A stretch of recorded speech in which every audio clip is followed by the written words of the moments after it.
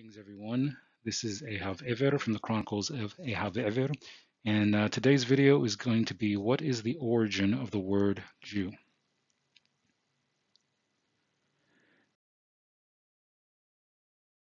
Now, this topic came up for a question I got recently, and I'm all too glad to answer it because I think at one point I did answer this in a previous video a long, long time ago, years ago, I think actually. But I can understand after about 120 or more videos, there's just some things that are just going to kind of fall between the cracks. And the answer is actually pretty simple, which means that this video probably won't be that long in reality unless I decide to just keep going and going like I do sometimes. So the reality of the question is the English word Jew, for example, is simply something like I said, basically saying now it's part of the English language. In some cases, a person could ask, well, is it a transliteration of something? And the answer to that is not exactly. Name something, yeah, of course. Does it come from the word Judah? Kind of, yeah. But again, Judah, even the word Judah is an English term, or at least I think it's derived from Greek, and it's not a Hebrew term. The word Judah itself is not Hebrew, just like the word many words that are in English, like for example, Israel is not a Hebrew word. I mean, the actual Hebrew word is Yisroel, just like the Hebrew word for Judah, something else, which I'll show you in just a second. And then also the question came up about the letter J. Of course, the Hebrew language doesn't have a letter J in it, except for the dialect of Yemenite Hebrew, which has a character called Gimel.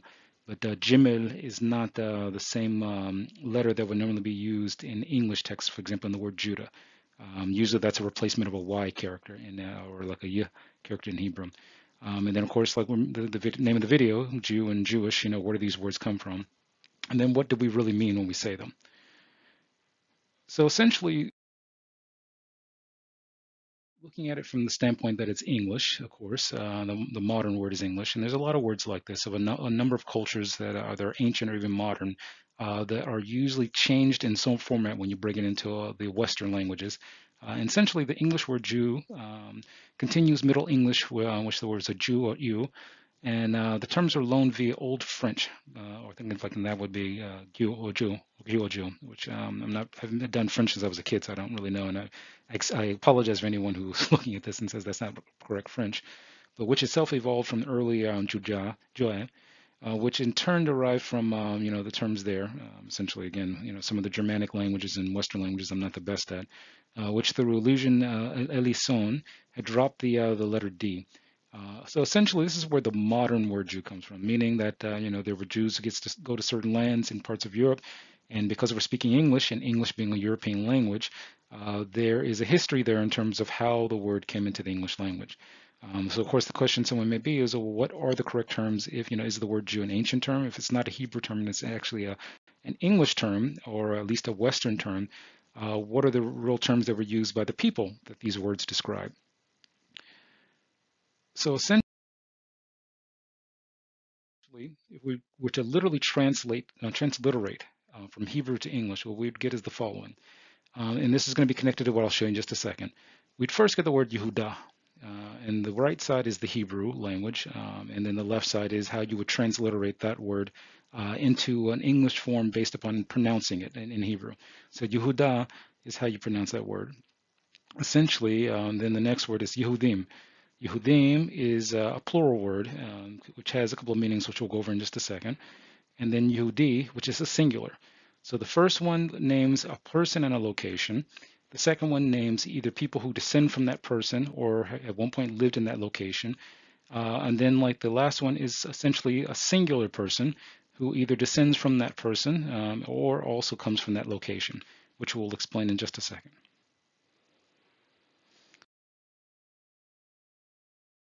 So in order to understand where these terms come from and how they apply, let's go by the text. Okay, so of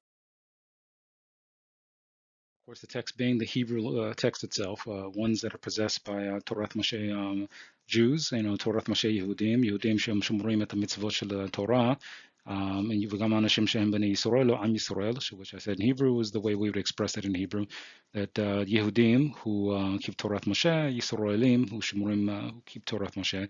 And we'll see now why sometimes it's a little difficult to try to take one thing into another language. And simply people often are forced to just use the medium that they're using. So if I'm speaking English, I'm in a sense forced to use words that an English speaker would understand because otherwise they wouldn't know what I'm talking about.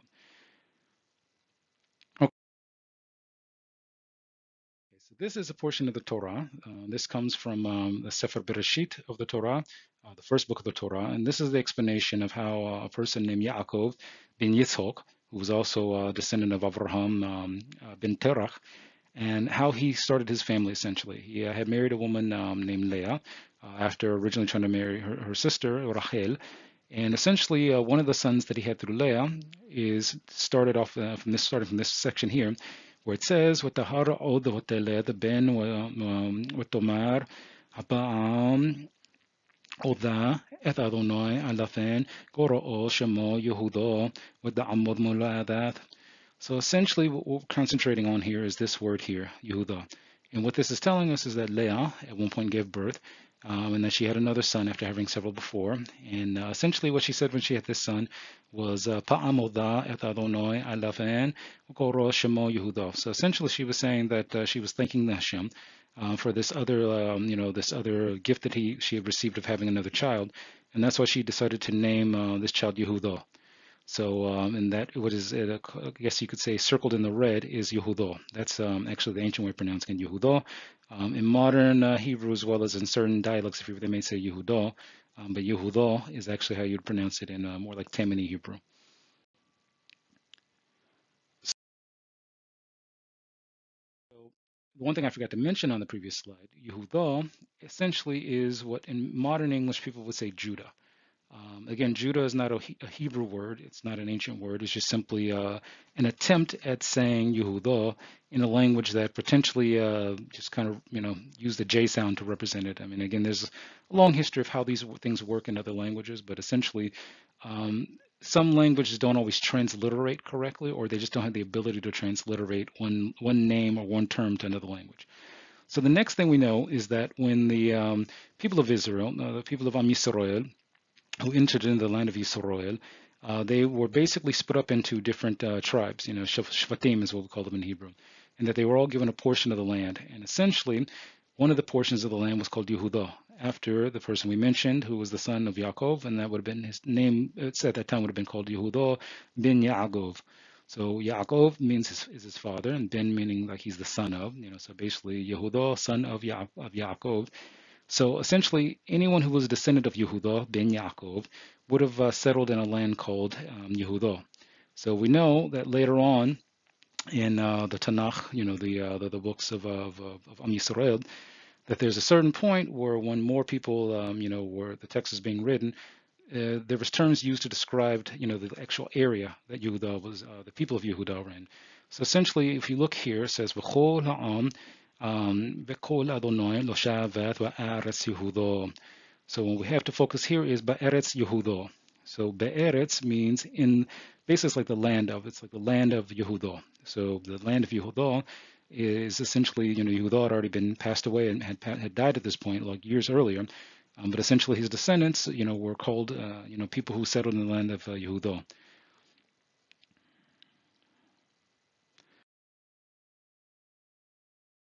So this takes us into the next step of how the language works, the Hebrew language works, how it works in Ivrit, of how you define, for example, a group of people once they've settled in a certain location. So starting right here, and sorry, the air was a little off. It says, "Va'er ba'asher b'fatach bet baro betach panhayes le'anei anashim Yehudim." So essentially what it says here is that when it says Anashim Yehudim, it's like Anashim is people, and it says that in their eyes, the Anei Anashim Yehudim, and Yehudim is basically a term meaning people who lived in the land of Yehudah. So essentially this is how in Hebrew, what it means is that when you're talking about citizens of Yehudah, or even direct descendants of the Yehudah, you would call them Yehudim. The same way that if you had people who were descendants of let's say like the tribe of God, Jod in certain terms of Hebrew, you would call them Jodim. Or if you had someone who was from the Shevet of Asher, you could call them Asherim. And essentially the plurals in Hebrew are im is usually added at the end if it's masculine, for example. So the same way that you have people who are the descendants of the tribe of Levi or Levi in certain types of Hebrew, you would call them Leviim, sorry. And then someone who's from the tribe of Reuven would be Reuvenim. So essentially, this is telling us that this particular thing is talking about when a particular pharaoh, um, essentially was dealing with people who were from Yehuda, and they were called Yehudim.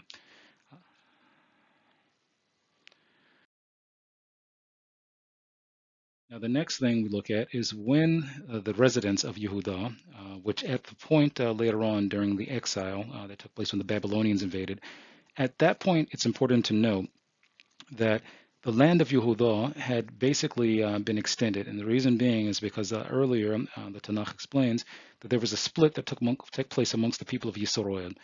In the north, you have people who called themselves Yisrael, meaning that they were some of the 10 tribes who settled in the north.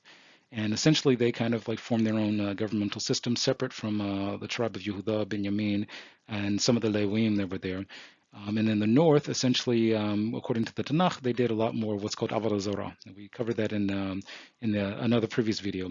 And because of the fact that they were doing a lot of Avodah Zarah, they were exiled. And basically, until this day, you only have certain groups of people who either self-identify as being from one of those tribes, or have, people have researched it and said, okay, more or less, we believe that they are. And then there are people who claim it.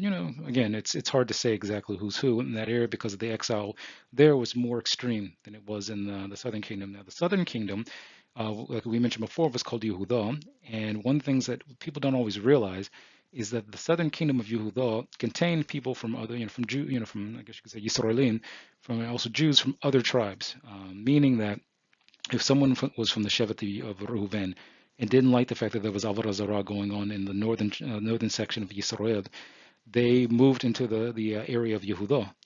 They essentially became Yehudim, meaning that they were residents of the area of Yehuda. And the way in Hebrew that we express that is by saying they're Yehudim.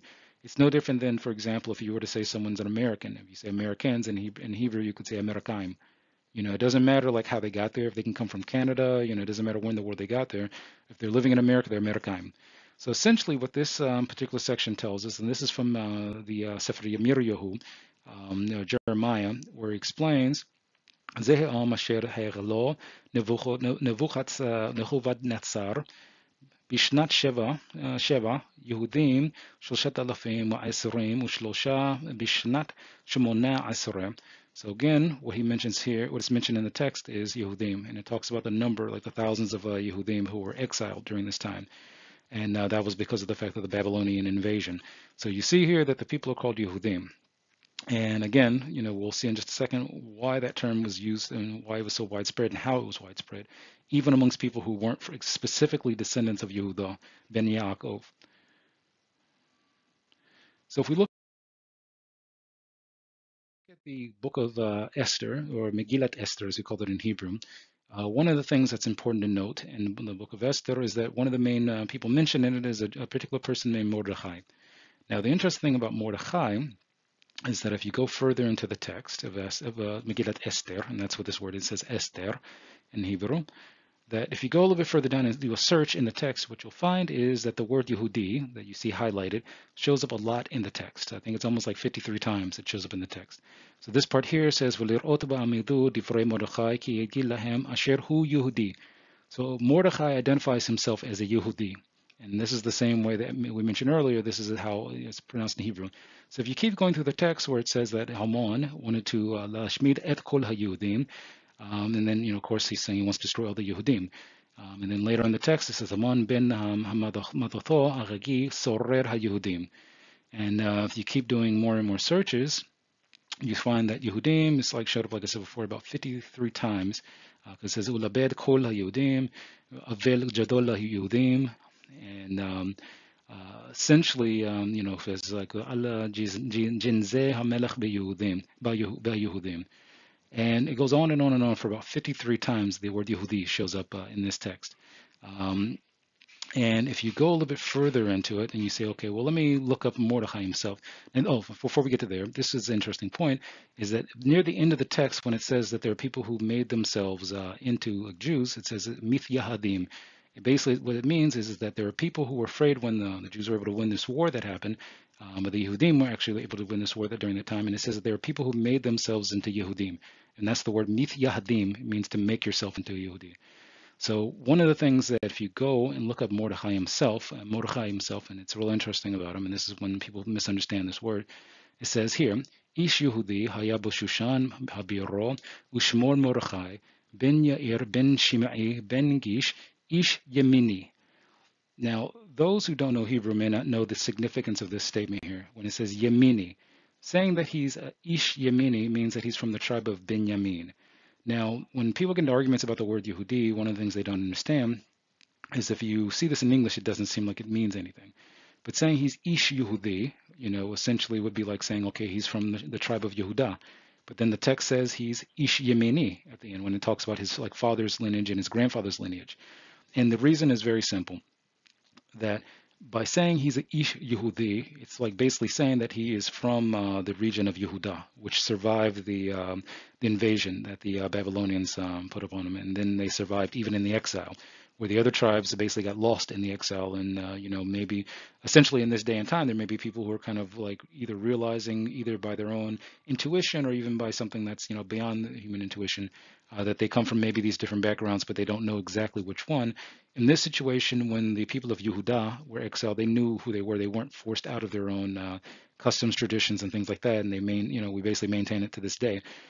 So again, what we're basically, talking about here is that someone who was living in the region of Yehuda, no matter what tribe they came from, became known as a Yehudi, because of the fact that they were Yehudim. They were people living in the area of Yehuda. And we know that Mordechai in the book of Esther is called Ushmo Mordechai ben Yair, son of Yair, ben Shimei, son of Shimei, ben Gish, son of Kish, Ish Yemeni. So basically it's saying that his ancestry was through the tribe of Benjamin, and he was still called a Yehudi, because of the fact that anybody who was from any tribe living in the region of Yehuda would have been called a Yehudi. So in conclusion, essentially, the question was asked to me was, why do we use the word Jew? And the basic reason, there's a lot of other things I could put out there, is the only reason is when we're speaking English. If I wasn't speaking English, I wouldn't be using the word Jew at all. I find that when I do my videos, I could either go waving above everybody's head, which sometimes, from what I've been told, that there's certain things, because I don't like using certain Western words, I do feel like some people say that I'm going over their heads with it. But essentially, to put it lightly, and put it to more realistically, אבל בעברית אנחנו אומרים יהודי, יהודים, או עם ישראל. Translated, that means in the Hebrew language, when I'm speaking Hebrew to people, we use the word Yehudi, far right, Yehudim, which is in the middle, and Am Yisrael, which is on the left. So that's the explanation of why the word Jew is used. And again, like I said before, in Hebrew we use the word Yehudi, Yehudim, or we use the word Am Yisrael. So this is Ehav Ever from the Chronicles of Ehav Ever, and I hope that explains why we use the word Jew. And again, just because of the fact that we're speaking English, so if you want, what I could do, I could just do Hebrew, videos in Hebrew, and only people who speak Hebrew would understand it. So that's the reason why, just to put it lightly. Okay, take care. Bye.